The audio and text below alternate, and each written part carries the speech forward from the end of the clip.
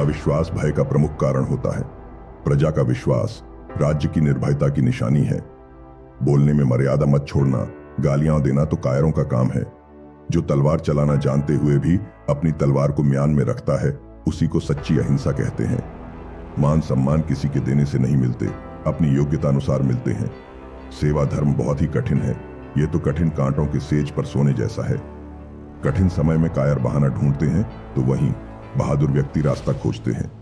हमारे देश में अनेक धर्म, अनेक भाषाएं भी है, लेकिन हमारी संस्कृति एक ही है। सत्य के मार्ग पर चलने हेतु बुरे का त्याग आवश्यक है, चरित्र का सुधार आवश्यक है।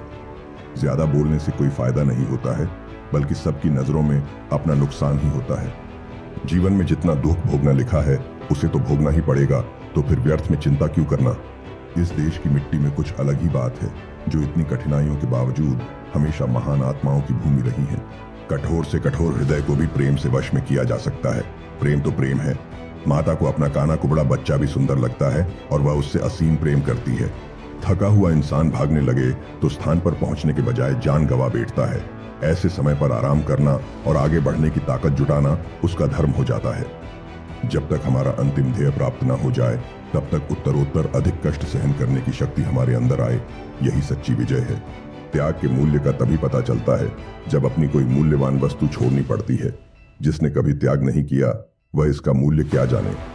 हर जाति या राष्ट्र खाली तलवार से वीर नहीं बनता।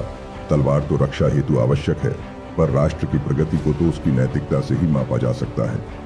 अगर आपके पास शक्ति की कमी है तो विश्वास किसी काम का नहीं, क्योंकि महान उद्देश्यों की पूर्ति के लिए शक्ति और विश्वास दोनों का होना जरूरी है। जो मनुष्य सम्मान प्राप्त करने योग्य होता है वह हर जगह सम्मान प्राप्त कर लेता है, पर अपने जन्म स्थान पर उसके लिए सम्मान प्राप्त करना कठिन ही है। जब जनता एक हो जाती है तब उसके सामने क्रूर से क्रूर शासन भी नहीं टिक सकता। अतः जात पात के ऊंच नीच के भेदभाव को भुलाकर सब एक हो जाइए। शारीरिक और मानसिक शिक्षा साथ साथ दी जाए, ऐसी व्यवस्था होनी चाहिए। शिक्षा इस तरह की हो जो छात्र के मन का, शरीर का और आत्मा का विकास करे। प्राण लेने का अधिकार तो ईश्वर को है। सरकार की तोप या बंदूकें हमारा कुछ नहीं कर सकती। हमारी निर्भयता ही हमारा कवच है। दुख उठाने के कारण प्राय हम में कटुता आ जाती है, दृष्टि संकुचित हो जाती है और हम स्वार्थी तथा दूसरों की कमियों के प्रति असहिष्णु बन जाते हैं। बेशक कर्म पूजा है, किंतु हास्य जीवन है।